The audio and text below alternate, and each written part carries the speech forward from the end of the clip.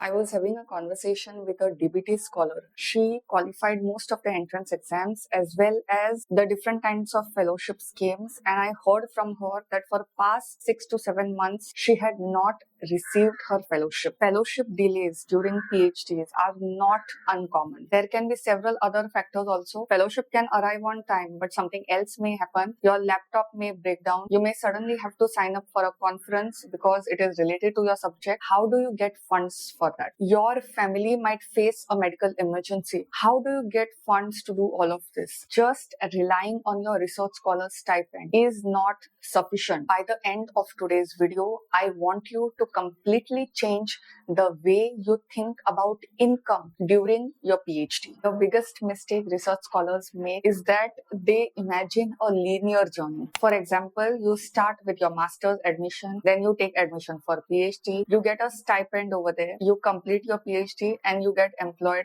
as either a faculty or scientist. This is the common trend. You get admission to PhD, you develop skill, you build a reputation through visibility, and you attract multiple income opportunities. If you see this particular flowchart, the degree is not the focal point of the entire scenario. Your skills are, and this is the foundation of what I'm going to speak next. Introducing research scholar income pyramid. We have been trained and conditioned to think in terms of single income opportunity. What if I tell you you can supplement your institutional income with the income based on your expertise as well as building digital presence and assets? The first layer of this pyramid is your institutional fellowship, because of which you have got admission to PhD. Your teaching assistantships, your research projects, departmental work and opportunities available already existing within your university. The next layer is expertise-based income. When you start a PhD, your skills are always growing. So people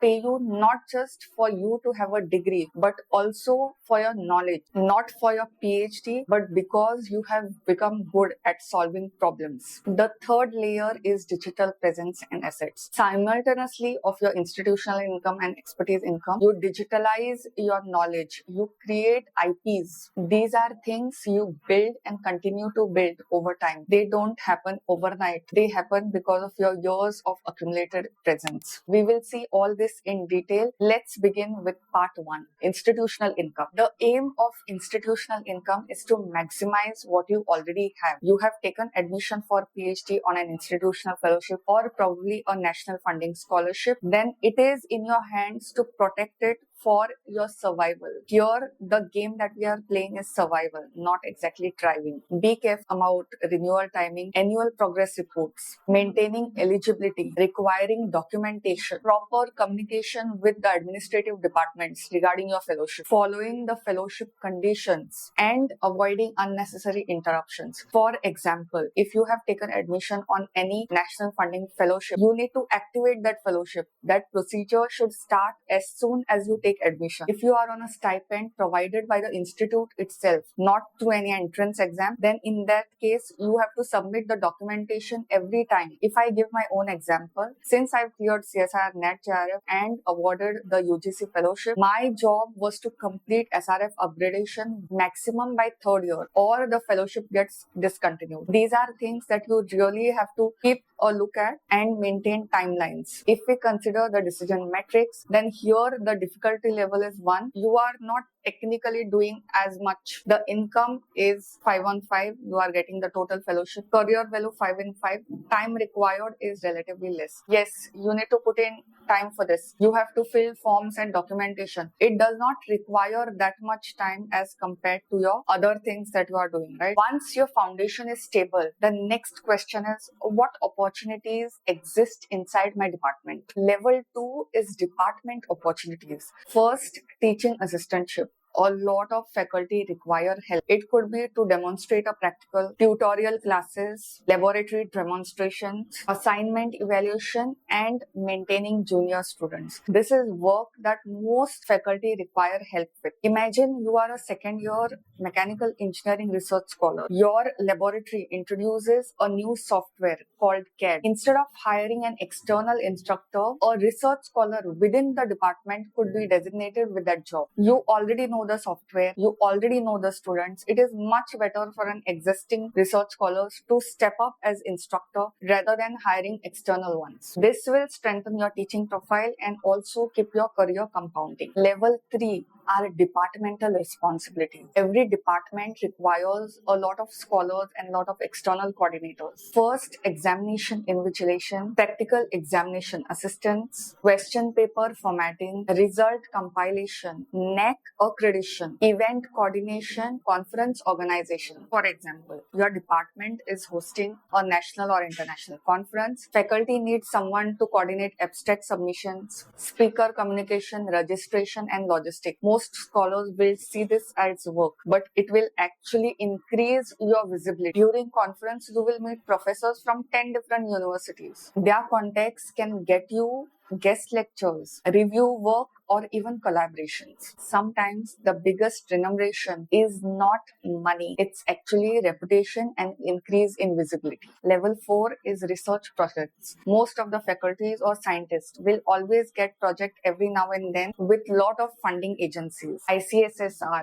DST, ICMR, CSIR, DRDO, as well as industry collaborations. You need people to execute this. So research scholars can actually step up and do this. It will definitely get you in good books of your supervisor as well as other faculties in the department. Level 5 is collaborations beyond your department with other institutions, with different universities in your home country or abroad. This is where institutional income starts becoming a reputation. A lot of departments require SPSS training. Those who don't know about it, I'll leave the full form over here. It's a statistical training software mostly used by social science and humanities students. AI workshop, research methodology sessions, reference management workshops, data visualization workshop. For example, you are using a reference manager called Zotero. There are several, Mendeley, Zotero, and Node. There are several over here. You have mastered Zotero. You know exactly how it works. Why not take a session for research scholars about that? You conduct a workshop for Zotero in your own department. A faculty member from other department attends it. 2 months later, they invite you to give a talk for their department. Your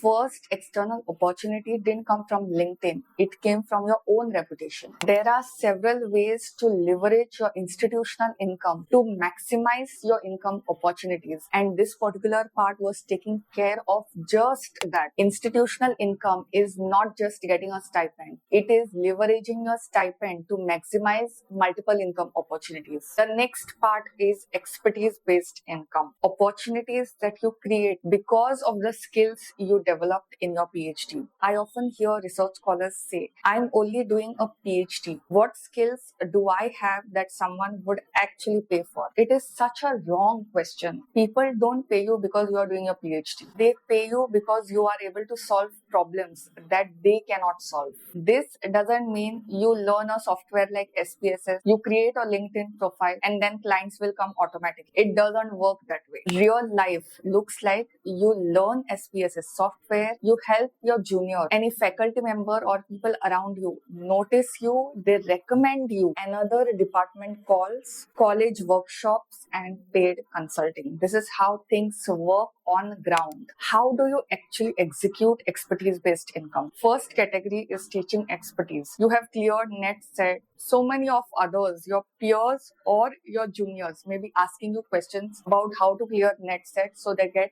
permanent positions. You can conduct a weekend crash course. You can partner with a local coaching institute. You can offer a paid interview session for either PhD or for faculty interviews. You can create a standard revision workshop. First opportunity usually comes because your juniors trust you. Category 2 is research experience. As a research scholar, you have mastered the fundamentals of at least one technique or one principle. You take Python, SPSS, any particular technique that you have used in your own work. For example, as a research scholar, you have learned research methodology, how to go around writing your own proposal, how to write a publication, you know all of that. Every year, hundreds of colleges organize a workshop on research methodology, questionnaire development, statistical method and research ethics, and publication masterclasses. If you have developed a command on this topic, you can conduct one in your department as well as outside your department. You will also get a chance to represent your institute. Category 3 is academic communication. A research scholar or a faculty or a scientist, they are too busy to work on academic communication. They are busy developing protocols and developing strategizing. You can actually conduct a poster design workshop or a presentation design. Many of us know how to make a presentation, but how many of us know how to make a stellar presentation? This is not PowerPoint training. This is academic presentation design. Another thing that you can go for is academic editing. Not writing the grant or publication for others. Language editing, formatting, journal formatting, reference corrections, figure improvements, grammar and help related with respect to grammar, because a lot of scholars, a lot of faculty, their English may not be as on par as you, and which is not a bad thing. It is an opportunity where you can get it. It is on you where and how to think of opportunities. 4 mistakes to avoid. Avoid charging firstly, whether your work is in your department, in your institute or outside of it. Sometimes, as I've already mentioned,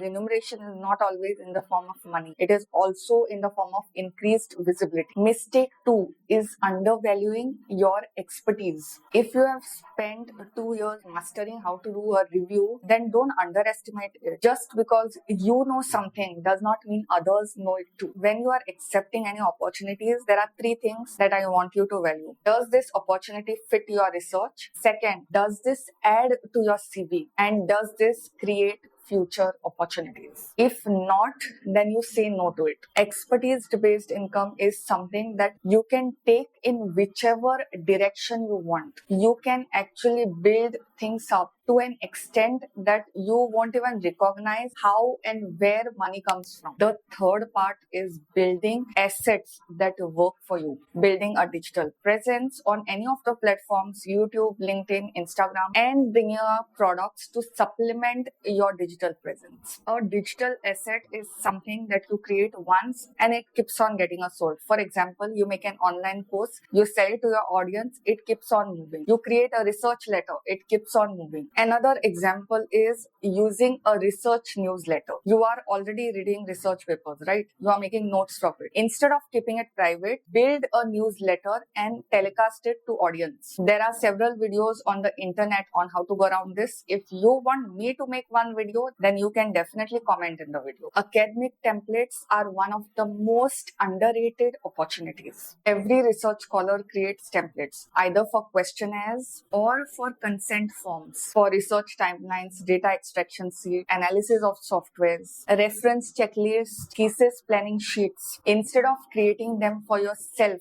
polish it and sell it to audience. You need to build a digital presence before that, either on YouTube, Instagram, LinkedIn, on any platform of your choice, and then you can monetize it. Thesis planner you can create. If you are good at management or if you are someone who get your experiments done fast, then you can go ahead with this. If you have already conducted a workshop on AI for research, instead of repeating it, you can price the recording and sell it to your audience. You can build a WhatsApp community with similar interest. You can showcase your talent to them. These are most of the things that I've done that digital creators are already doing, but then it has to be done with the right intent, as well as you need to build a digital presence first. Personally, if I want to make an income online, I would avoid survey websites. They are low income and it requires high value of time. Freelancing, logo designing and stuff like that. You can do it if you are going all in on platforms such as Fiverr and Upwork. But if you are going through the freelancing route, then it is relatively difficult to get